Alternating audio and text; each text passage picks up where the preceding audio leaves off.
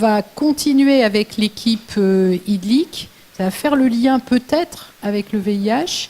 Et donc Mélanie Plazy, qui est maître de conf depuis le 1er septembre, et donc rattachée à l'équipe IDLIC, et qui, elle, va nous présenter son programme sur l'intégration de la prévention et des soins VIH dans les services de santé en Afrique subsaharienne. Donc, bonjour à tous. Donc, concernant mon parcours, donc après une licence en biologie à Lyon, je suis arrivée à Bordeaux en 2009 pour réaliser un master de santé publique, parcours épidémiologie. Et puis j'ai continué avec une thèse, un post-doctorat et un poste d'ATER. Donc j'ai un parcours très hispédien, mais ça ne m'a pas empêché d'aller un peu sur le terrain avec des centres de recherche avec lesquels j'ai collaboré à l'international. Et donc j'ai passé au total environ 1 an et demi en Afrique du Sud pendant ma thèse et mon post-doctorat. Je travaille avec le programme PAXI en Côte d'Ivoire où j'ai passé 1 semaine en 2015. Et puis l'année dernière, j'ai passé 6 mois à l'université de Glasgow en Écosse.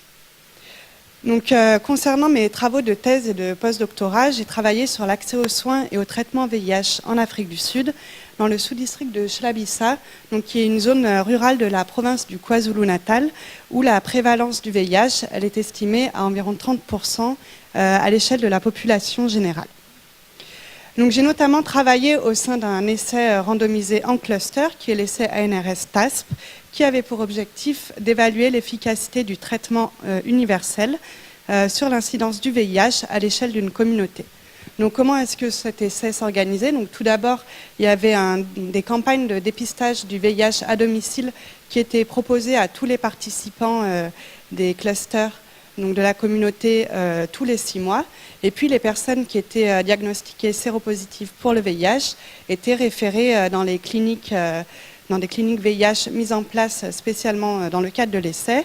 Et dans le bras intervention, les personnes ont proposé aux personnes d'initier le traitement immédiatement, quel que soit leur stade clinique ou biologique, alors que dans le bras contrôle, le traitement était recommandé selon les recommandations nationales et les recommandations de l'OMS qui étaient en vigueur avant 2015, donc selon des critères cliniques et biologiques. Donc, dans le cadre de ces recherches, un premier axe a constitué l'étude des déterminants individuels, sociaux, structurels et programmatiques de l'accès aux services VIH en Afrique du Sud et tout au long de la cascade d'accès aux soins pour le VIH. Et notamment, j'ai travaillé sur les barrières et les facilitateurs à l'entrée dans les soins après un dépistage du VIH à domicile, comme c'était proposé dans le cas de l'essai TASP, et puis les déterminants à l'initiation du traitement VIH. Et donc pour cela, j'ai utilisé des données variées, donc des données de l'essai TASP, comme je vous l'ai dit, et puis des données recueillies dans des programmes VIH, donc des données recueillies en routine, et des données provenant d'une surveillance démographique. Et puis un deuxième axe de mes recherches, que j'ai surtout travaillé pendant mon post-doctorat, a concerné l'évaluation de la mise en place d'interventions pour améliorer l'accès et la rétention dans les services VIH en Afrique du Sud. Et donc on a réalisé une étude qui permettait de montrer l'importance des campagnes répétées de dépistage du VIH à domicile pour augmenter le nombre de personnes connaissant leur statut vis-à-vis du VIH. Nous avons aussi pu évaluer une intervention de re-référencement, donc pour des personnes qui n'étaient pas rentrées dans les soins après le dépistage du VIH à domicile. Elles pouvaient être rappelées et visitées à domicile. Et donc, on a montré que cette intervention communautaire permettait d'améliorer l'accès aux soins. Et enfin, une étude auprès de professionnels de santé nous a permis de décrire leur perception et leurs expériences vis-à-vis de la prescription du traitement VIH universel, comme cela a été évalué dans le cas de l'essai TASP. Et c'était une des premières fois où ce traitement universel était évalué en Afrique.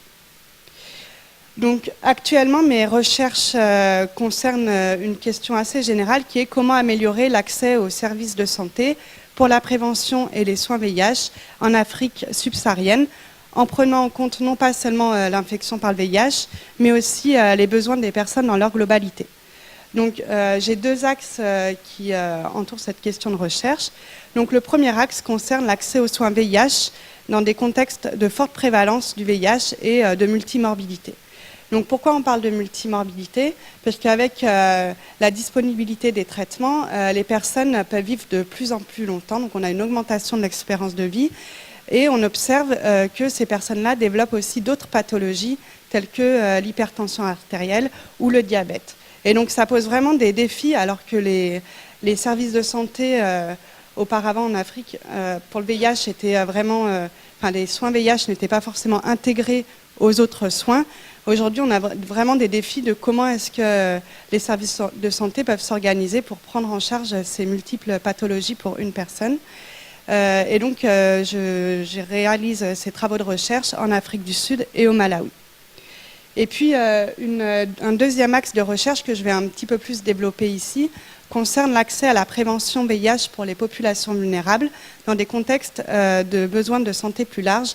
Et donc, je travaille notamment sur ce projet en Côte d'Ivoire avec un projet de recherche sur la PrEP chez les travailleuses du sexe, donc en Côte d'Ivoire. Donc, pour ceux qui ne connaissent pas, la PrEP, c'est la prophylaxie pré-exposition. Donc, c'est une stratégie de prévention contre le VIH qui est un traitement à base de molécules antirétrovirales qui est recommandé aux personnes séronégatives pour le VIH à haut risque d'acquisition du VIH, tels que les hommes qui ont des rapports sexuels avec les hommes, les travailleuses du sexe ou les utilisateurs de drogues injectables. Donc, dans le cadre de ce projet d'évaluation de la mise en place de la PrEP chez les travailleuses du sexe en Côte d'Ivoire, j'ai réalisé, comme je vous l'ai dit au début de la présentation, une première mission en 2015 pour rencontrer les partenaires. Donc, une première mission à Abidjan. Donc, j'ai rencontré le Programme national de lutte contre le sida, des associations, des représentants d'associations de travailleuses du sexe et des professionnels de santé d'une clinique communautaire à destination des hommes qui ont des rapports sexuels avec les hommes et des travailleuses du sexe. Donc, suite à cette première mission de rencontre des partenaires, on a mis en place sur le terrain l'étude PrEPSI qui avait pour objectif d'évaluer l'acceptabilité de la PrEP chez cette population de travailleuses du sexe et son suivi, et puis les besoins de cette population en termes de prévention du VIH. Et en fait, qu'est-ce qu'on s'est rendu compte? On s'est rendu compte tout d'abord qu'au-delà du VIH, les travailleuses du sexe, elles avaient d'autres besoins, tels que le dépistage et la prise en charge des infections sexuellement transmissibles et de l'hépatite B. On s'est aussi rendu compte que les travailleuses du sexe avaient des besoins en termes de prévention et de prise en charge des grossesses non désirées. Et enfin, les travailleuses du sexe, c'est une population très mobile. Et qui dit PrEP dit suivi régulier de cette population.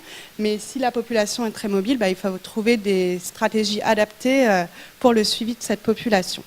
Et donc, c'est de là qu'est né le projet Princesse. Donc Princesse, c'est comme PrEP, infection sexuellement transmissible, contraception, hépatite B, santé sexuelle.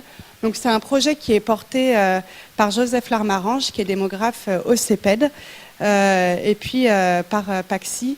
Et moi, j'interviens en tant que chercheuse associée au sein de ce projet. Donc l'objectif de ce projet, c'est d'évaluer la mise en place d'une offre globale et communautaire de prévention et de soins en clinique mobile pour les travailleuses du sexe. Donc on va avoir à la fois de la prévention et de la prise en charge pour le VIH, pour les hépatites B, pour les grossesses non désirées, pour la gestion des menstruations, etc., en clinique mobile.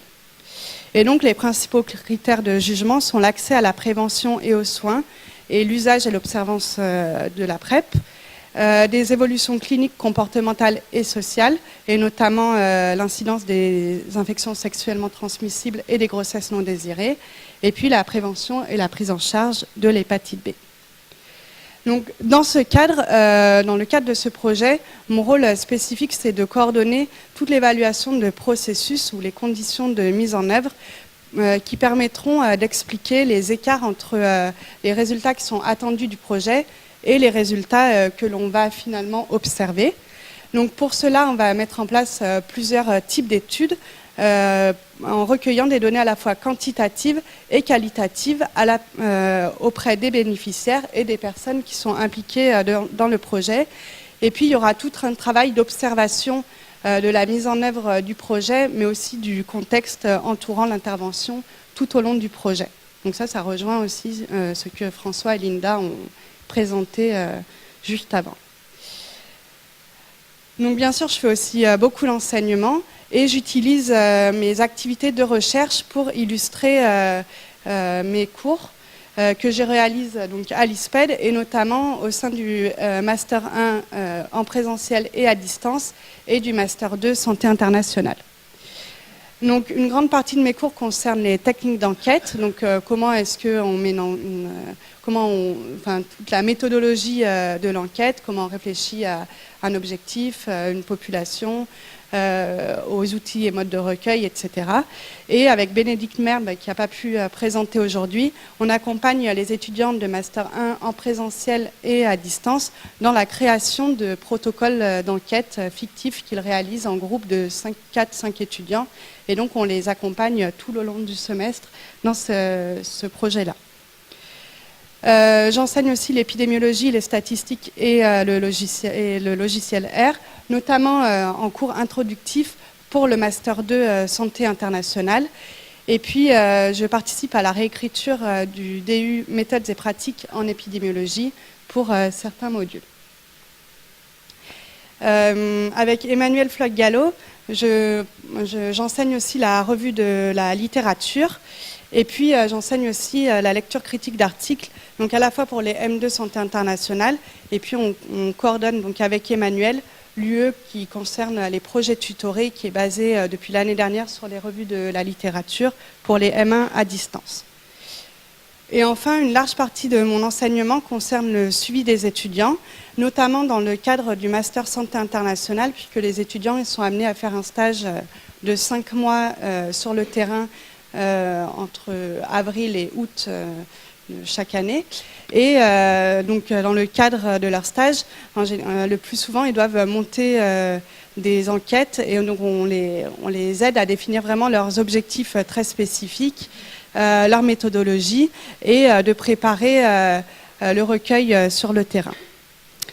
Et puis, depuis l'année dernière, j'ai mis en place un suivi des étudiants en formation continue dans le cadre du Master 2 Santé internationale. Et enfin, dans le cadre de ces missions d'enseignement, je suis représentante du Master 2 Santé internationale à la commission donc, gestion de l'offre de formation qu'a présenté Geneviève tout à l'heure à l'ISPED. Merci.